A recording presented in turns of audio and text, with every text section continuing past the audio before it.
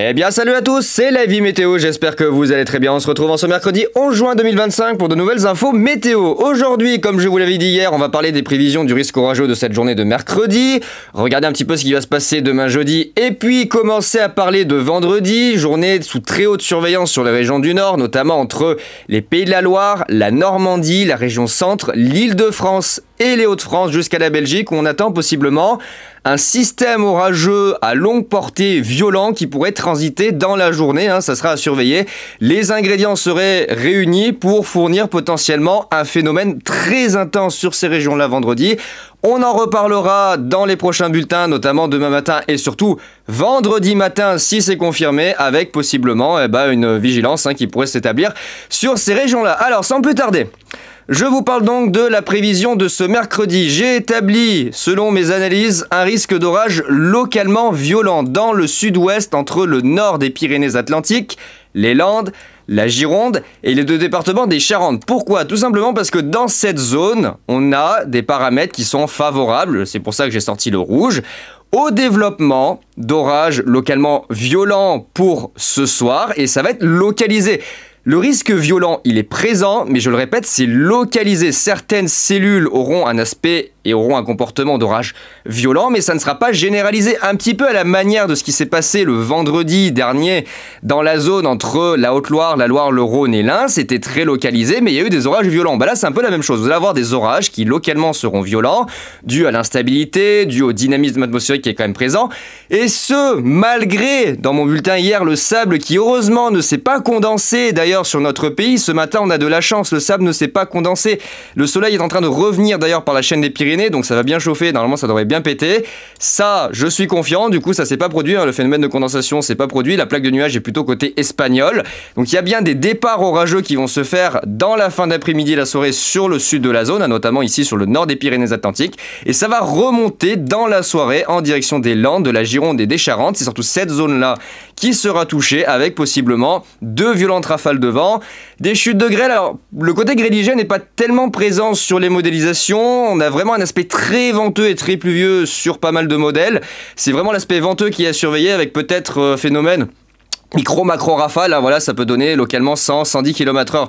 Sous les orages les plus actifs, des grêlons de 1 à 3 cm, mais les mouvements ascendants sur les modèles n'étant pas super puissants, le risque de grêle supérieur à 5 cm, il est quasiment nul. Il n'est pas inexistant. Il y a peut-être 1 ou 2% de chance qu'un orage donne des grêlons de 5 cm.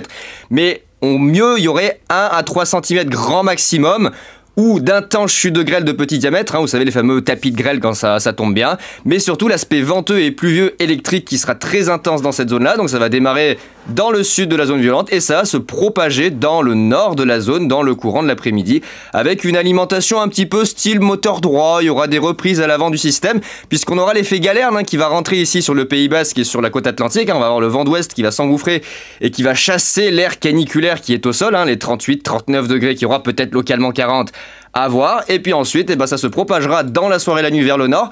De mes analyses et de mes ressentis par rapport à ce que j'ai vu sur pas mal de modèles et les paramètres atmosphériques qui en ressortent, ça ne devrait pas, pour le fort et le violent, ça ne devrait pas aller au-delà de la zone Charente-Maritime, Charente et éventuellement Vendée, voilà, dans cette zone-là. Normalement, ça ne devrait pas aller plus loin.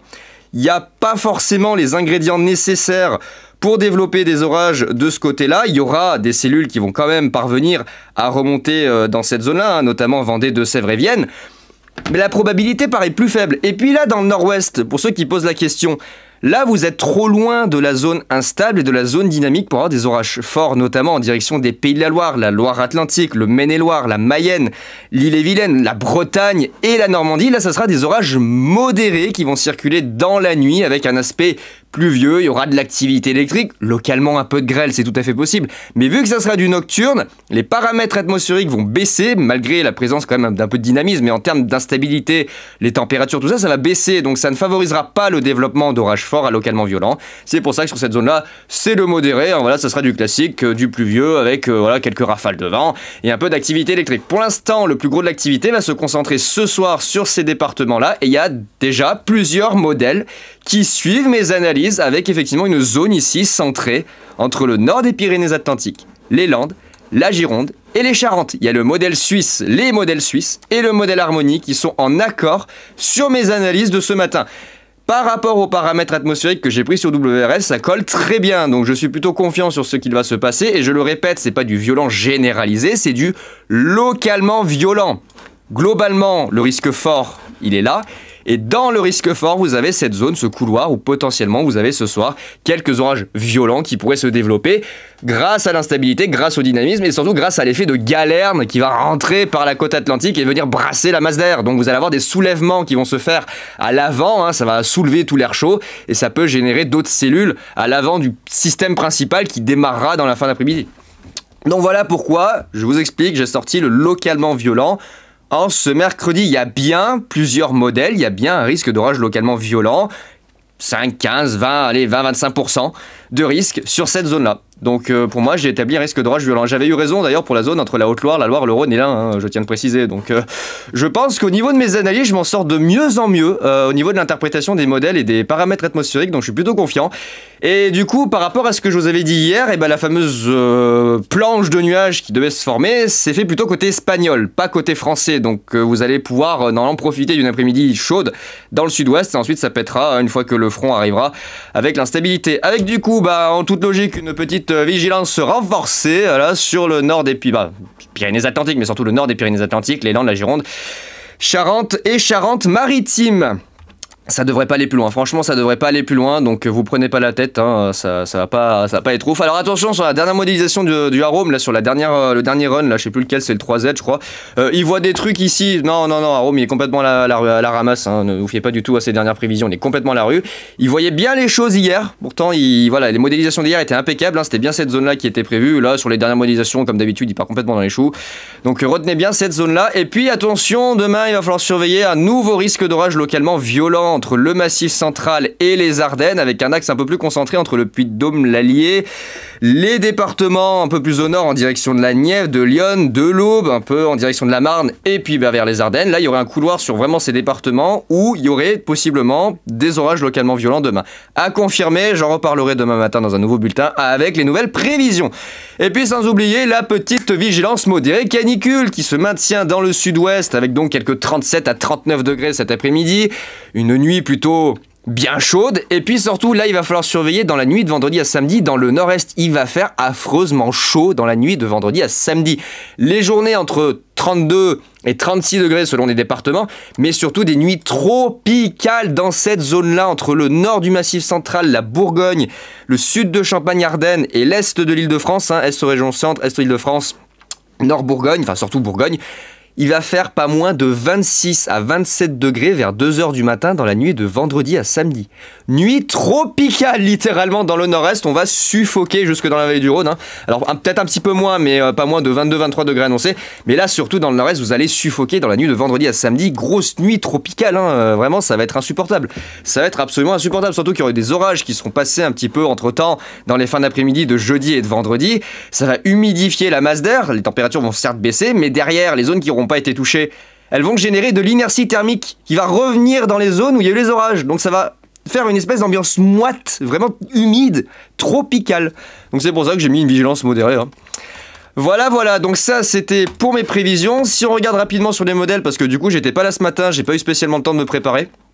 Donc on voit très bien sur la modélisation de ce matin, ça va toucher les Pyrénées-Atlantiques, les Landes, les Charentes. Alors au vu du flux de surface, ça va pas vraiment partir vers le nord-est, ça va plutôt suivre un petit peu une trajectoire en direction plutôt, vous voyez, un peu en diagonale comme ça, sud légèrement sud-sud-est. Vous voyez, ça va plutôt partir de cette zone-là et faire comme ça. Et ensuite, dans la nuit, vous allez avoir, il y a un bug là, mais vous allez avoir d'autres orages localement modérés qui vont circuler du côté de la Bretagne en direction de la Normandie demain matin. Ensuite, pour jeudi après-midi, là, Rome ne les voit absolument pas, mais des orages qui pourraient se développer à confirmer du Massif central jusqu'au nord-est. Et peut-être, j'attends demain matin pour confirmer, j'ai pas mis de préalerte parce qu'il n'y a vraiment pas de certitude, mais j'attends de voir peut-être des orages qui pourraient se développer jeudi soir entre la Normandie, l'Île-de-France et les Hauts-de-France. Pas tous les modèles y voient, et j'attends demain matin, ou voire ce soir, pour éventuellement rajouter cette zone-là en préalerte et en étude de vigilance. et vraiment voir demain matin si au niveau des paramètres atmosphériques c'est favorable au développement des orages. Pour l'instant j'ai pas vraiment vu de zone qui semblait propice à leur formation, mais il y a quand même des signatures qui commencent à apparaître sur la zone ici demain après-midi, vous voyez, autour de la Normandie, hein, notamment vers l'Eure, la Seine-Maritime, l'ouest de l'Île-de-France, l'ouest et le nord. Franchement à voir. À voir, ça va être tendu. Ça va être tendu là au niveau des modélisations parce qu'Arome déjà il voit pas le risque orageux de demain, ça me gave. Ça me gonfle un peu parce qu'il est complètement à la ramasse. Là, regardez la modélisation du 3Z, elle est aberrante, regardez. Il est complètement à côté de la plaque. Là, il part du côté du Gers, du Tarn-et-Garonne, du Lot. C'est pas du tout ce qui est prévu. Les paramètres sont pas du tout favorables dans cette zone. Je sais pas ce qu'il fait. Je sais pas qu'est-ce qu'il fout, mais voilà, là, cette modélisation, elle est complètement à chier. Complètement à chier. Il chie dans la colle, désolé de le dire, hein, mais Arome, là, il chie dans la colle. Et là, voilà, il voit des orages. Alors là, il voit des orages massif central, région parisienne, nord. Il voit plus le nord-est. Pareil, là, c'est complètement à la ramasse. C'est complètement à la ramasse. Complètement à la ramasse le Arome, hein. Je suis désolé de le dire, mais là le Arome, oh là là là là, ça va être n'importe quoi. Et puis le vendredi à surveiller, regardez cette zone qui est en train d'arriver ici le vendredi matin par le nord de Poitou-Charentes et le sud des Pays de la Loire. C'est cette zone-là qui va se dynamiser et surtout on va être en bordure. Vous voyez, on a ici le jet qui circule, on va être vraiment sur la tranche du jet stream et là il va falloir surveiller parce qu'il va y avoir beaucoup de dynamisme et on risque d'avoir des phénomènes moteurs droits de grande ampleur qui vont circuler sur la Normandie et les Hauts-de-France. Ça risque de faire, vous savez, des gros systèmes en arc. On risque d'avoir un système en arc vraiment monumental sur le nord de la France. Peut-être pas très gros, mais en termes d'intensité, ça va être très puissant. Donc ça sera surveillé. Ça sera à voir. Le modèle suisse, il réagit, regardez, il réagit, on voit très bien demain sur la zone entre le Massif central et le nord-est. Donc c'est là ce que je vous ai dit. Ensuite, on a le vendredi. Voilà, on voit la région Île-de-France et le nord-est. Et ensuite, on a le samedi avec à nouveau des orages violents entre la Bourgogne et le nord-est encore une fois. Et ça devrait se terminer avec même encore du nocturne. Hein. Et ça devrait se terminer le dimanche encore une fois en direction du nord-est et un petit peu du sud-est. Bon, ça devrait être un peu plus soft hein, pour le dimanche. Regardez, on voit le marquage venteux. Regardez la région parisienne. On voit le marquage venteux là, voilà. Regardez, le marquage venteux du jeudi, puis du vendredi, puis du samedi. Alors les prévisions sont en train de changer, hein, et c'est un petit peu au petit bonheur la chance, on verra bien ce que ça donne. Mais en tout cas, retenez bien une chose, déjà, c'est que ce soir, vous allez avoir des orages localement violents dans le sud-ouest. Regardez, le panache de nuages est en train de se dissiper côté espagnol, même ça, les modèles, ils l'avaient pas trop vu. Donc, du coup, ça va bien taper hein, dans le sud-ouest, ça va taper fort. Vous allez avoir de bonnes températures, vous allez avoir de l'instabilité. C'est l'animation Europe que je voulais. Au final, le sable, ça va, regardez, ça n'a pas trop condensé. Ça a plutôt condensé côté espagnol et côté marocain. Donc là, je pense que vraiment, ça va bien donner. Ça a bien donné ce matin, vous avez eu des petites averses. Putain, les routes, cassez-vous. Vous avez eu des petites averses qui ont circulé, mais voilà, pas de quoi s'inquiéter, hein, ça a bien pété pour ce soir. Je suis confiant là pour le coup, du coup, parce qu'il n'y a pas eu le fameux plafond, il n'y est pas. Donc ça, c'est bon. C'est très bon signe. On verra bien ce que ça donnera pour les prochaines modélisations. C'est vraiment cette zone-là qui sera le plus propice à des orages localement violents, hein, moi je vous le dis. Hein. C'est vraiment la zone ici entre le nord des Pyrénées-Atlantiques et les Charentes. Hein. On va avoir, vous voyez, on a l'advection instable qui vient par l'est et en même temps on a un petit peu de dynamisme avec l'entrée droite de jet. Voyez, regardez dans la nuit et dans la soirée, on a du cisaillement qui arrive dans cette zone-là. Un petit peu en surface, surtout, regardez, c'est en surface, regardez, on a le cisaillement qui rentre ici dans l'intérieur des terres, regardez, du côté des Charentes. Donc là, on a vraiment une zone très cisaillée hein, dans la zone Gironde-Charente, hein, faudra faire gaffe. Sûrement quelques départs supercellulaires. Le CIN, la fameuse inhibition convective qui est quand même très présente, mais qui devrait normalement être annihilée par le dynamisme de l'atmosphère et par l'instabilité, qui devrait normalement être plus forte que le CIN. À confirmer. C'est pour ça que ça reste localement violent, c'est que le CIN reste quand même très élevé. Hein. Malheureusement, on a quand même pas mal de poussière dans l'atmosphère, on a quand même un peu de nébulosité et on n'a pas vraiment d'anomalie pour le démarrage des orages. C'est difficile, regardez. Ouais, on a vraiment sur la côte, à la limite vraiment sur la zone côtière, on a les forçages qui circulent. Mais ça va être juste, hein. Vraiment ça va être juste pour avoir des orages localement violents. Hein. Les forçages circulent essentiellement au nord-ouest et ensuite après voilà, on verra pour la suite hein. Là on n'y est pas encore. Voilà, il y a le modèle harmonie qui suit plutôt pas mal mon scénario. Voilà, on voit très bien hein, le Nord-Pyrénées-Atlantique, surtout Gironde, Landes et Charente, avec ce scénario. Voilà, regardez ce scénario à surveiller de très près le vendredi soir entre le nord de l'Île-de-France et les Hauts-de-France. Là, il va falloir vraiment être très prudent. Il y a sûrement du lourd qui se prépare avec de grosses rafales de vent, un phénomène venteux, à voir hein, peut-être, je sais pas comment on pourrait le qualifier, mais on verra bien selon comment ça se modélise sur les prochaines actualisations. Mais là, ça sent le gros système. Ça sent le gros système sur le nord, l'extrême nord pour vendredi. Hein. Affaire à suivre. Voilà les amis, affaire à suivre.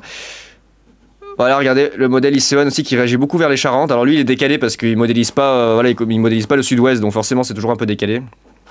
Mais en tout cas, on a bien un risque d'orage localement violent pour ce soir de ce côté-là.